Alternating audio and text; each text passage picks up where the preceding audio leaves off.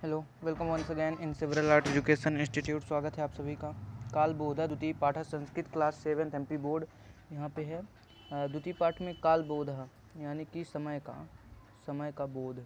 तो इसमें ज़्यादा कुछ है नहीं मेरे को बताने लायक, लेकिन थोड़ी बहुत जो है तो हम आपको यहाँ हिंदी अनुवाद इसका करेंगे।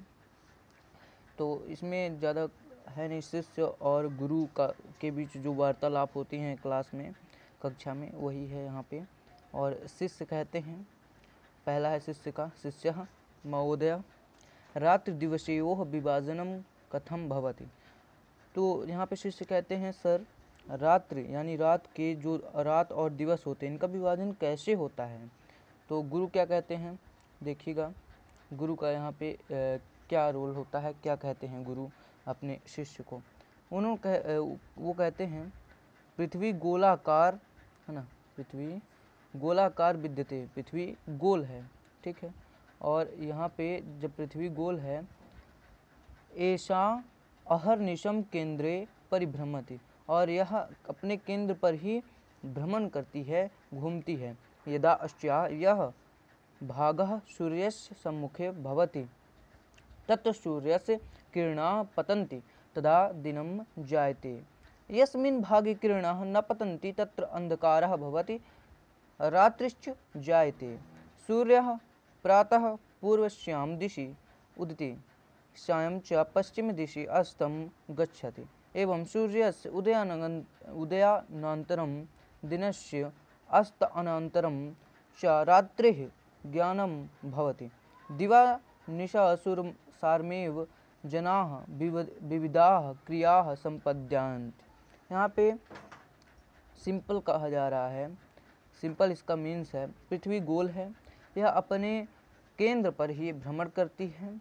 और यहाँ पे जो मैन इसका कहना है वो ये है कि यदा अस्याः यह भागः सूर्य सम्मुखे भवति तत्र सूर्य किरणा पतन्ते। जब ये सूर्य के सम्मुख आती है यानी सामने आती है, सम्मुख यानी सामने आती है, भवति यानी आती है, तत्र सूर्य किरणा पतन्ति, तब सूर्य की किरण इस पर पड़ती है। तदा दिनम जायते, तब दिन होता है। यस्मिन् भागे किरणाः न पतन्ति तत्र अंधकारः भवति रात्रिश्च जायते। जब सूर्य की किरणें रात के समय जब रात होता है तो सूर्य की किरणें उस पर नहीं पड़ती हैं पृथ्वी पर, क्योंकि वह जो है दूसरे डायरेक्शन या ये कहीं दूसरे दिशाओं पे भ्रमण करने लगती है, तब हम उसको रात कहते हैं, वहाँ अंधकार हो जाता है। सूर्य प्रातः पूर्वस्यां दिशि उदेति, सूर्य जो होता है प्रातः सुबह सुबह जो होता है पूर्व दिशा की ओर से उगता है, लेकिन शाम पश्चिम दिशा में अस्त हो जाता है, यानी पश्चिम दिशा में अस्त होता है। एवं सूर्यस्य उदयानंतरम दिनस्य अस्तानंतरम च रात्रे, और सूर्य जो है वह दिन में उगता है और रात के समय यानी कि 6 बजे 5 से 6 बजे के बीच जो संध्या काल का समय होता है, गोधूली की समय जो होती, उसमें यह सूर्य अस्त होता है। यही ज्ञान आपको जानना है। दिवा निशासुरमेव जना विविधा क्रिया संपन्नत। तो दिन में रात में बहुत सारे लोग बहुत सारी क्रियाएं करते हैं। और फिर शिष्य कहते हैं, शिष्य का उत्साह और उत्सुकता इस पर क्वेश्चन के लिए बढ़ने लगता है। वो कहते हैं सप्ताह कति दिनानि भवन्ति, सप्ताह में कितने दिन होते हैं। यहाँ पे इसका हिंदी अगर आप चाहें तो लिखते जाएं, क्योंकि बहुत इंपॉर्टेंट है। ये है संस्कृत, बहुत सरल है, अगर आपने शिक्षा में पढ़ा होगा, बहुत सरल है संस्कृत, ठीक है। सप्ताह यानी पूरा समझ में आ रहा है आपको। सप्ताह कत यानी कितने, दिनान यानी दिन, भवंती होते हैं, ठीक है ना। अब यहाँ पे ज़्यादा कुछ था नहीं मुझे बताने लायक। अब मैं बढ़ता हूँ अपने गुरु की ओर कि गुरु जी इनका उत्तर कैसे दे रहे हैं। तो चलिए देखते हैं गुरु कैसे उत्तर दे रहे हैं। सप्ताहे सप्त दिनानि भवन्ति, सप्ताह में 7 दिन होते हैं। तेषां नामानि तु, उनके नाम हैं रविवासरः, सोमवासरः, मंगलवासरः, बुधवासरः, गुरुवासरः, शुक्रवासरः, शनिवासरः चेति। यानी कि रविवासरः यानी आपको भी समझ में आ रहा हो, रविवार होगा। सोमवासरः सोमवार, मंगलवार बुधवार, गुरुवार शुक्रवार शनिवार, और यही, ठीक है ना, शुक्रवार और शनिवार। चा यानी होता है और, है ना, चेति। एति यहाँ पे लगा हुआ है, आप देख सकते हैं, चेत यानी एत, चा धन एत, तो एत जो होगा होता है। शिष्यः वर्षे कति मासाः भवन्ति, वर्ष में कितने मास होते हैं यानी कितने महीने होते हैं। चलिए गुरु जी क्या उत्तर देते हैं देखते हैं। गुरु जी कहते हैं, गुरु वर्षे 12 मासाः भवन्ति। वर्ष में 12 मास होते हैं। आपको अगर अभी तक हिंदी और संस्कृत में आपको कोई भी प्रॉब्लम्स आ रही है, गिनती में कोई प्रॉब्लम आ रही है, जैसे इसमें द्वादश, एकादश, है ना, त्रयोदश, चतुर्दश, ऐसे, तो आप हमारी वीडियो उपलब्ध है, आप जाके देख सकते हैं और अच्छे से इसका अनुवाचन कर सकते हैं, है ना। तेषां नामानि तु, इनके नाम हैं चैत्र, वैशाख, ज्येष्ठ, आषाढ़, श्रावण, भाद्रपद, अश्विन, कार्तिक, मार्गशीर्ष, पौष, माघ, फागुन, चैत। ठीक है, इनके नाम तो मैंने आपको बता ही दिया। अब चलिए मैं एक और क्वेश्चन आपसे करूँगा। यहाँ पे वर्षः कति मासः भवन्ति, यानी कितने मास होते हैं। ये क्वेश्चन आपका आ सकता है, इम्पॉर्टेंट है, इसलिए आप इसको ऐसे अंडरलाइन कर लेंगे। चलिए आगे चलते हैं। शिष्या तिथयः कति भवन्ति, कितनी तिथियाँ होती हैं। गुरु प्रतिपक्षम तिथयः पंचदशः भवन्ति।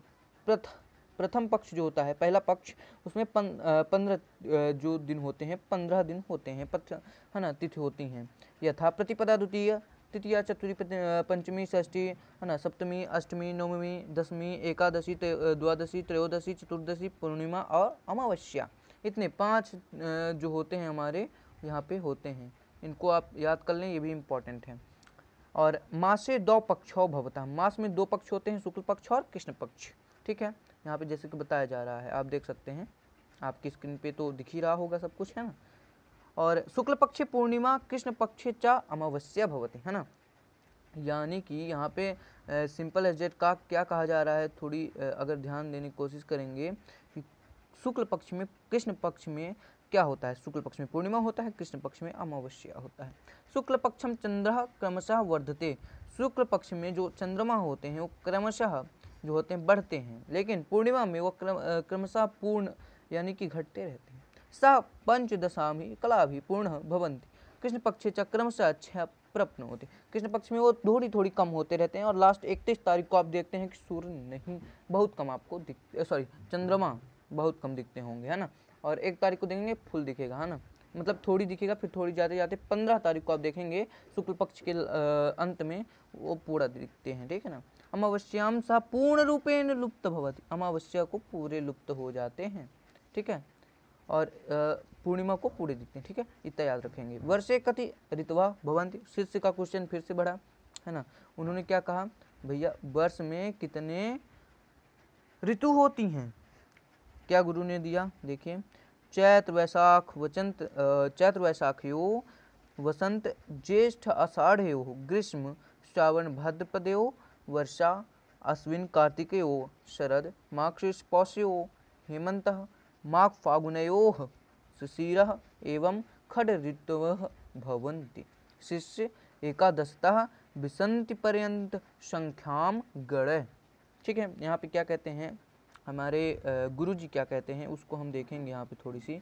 अच्छा है, गुरु उत्तर तो बहुत सही दे रहे हैं, देखते हैं गुरु का उत्तर। चैत्र वैशाख पहली ऋतु, जिसमें वसंत और ज्येष्ठ आता है और आषाढ़ आता है। ठीक है। दूसरी ऋतु ग्रीष्म यानी कि गर्मी, इसमें श्रावण और भाद्रपद, है ना, जिसके अंतर्गत आपका जो है तो यहाँ पे देखिएगा अच्छे से, चैत्र वैशाख इसमें वसंत आता है, ज्येष्ठ आषाढ़ जिसमें ग्रीष्म आता है, श्रावण भाद्रपद और जिसमें वर्षा आती है, अश्विन कार्तिक माह में शरद और शरद आता है, मार्गशीर्ष और पौष में हेमंत और माघ फागुन में शिशिर और 6 ऋतु।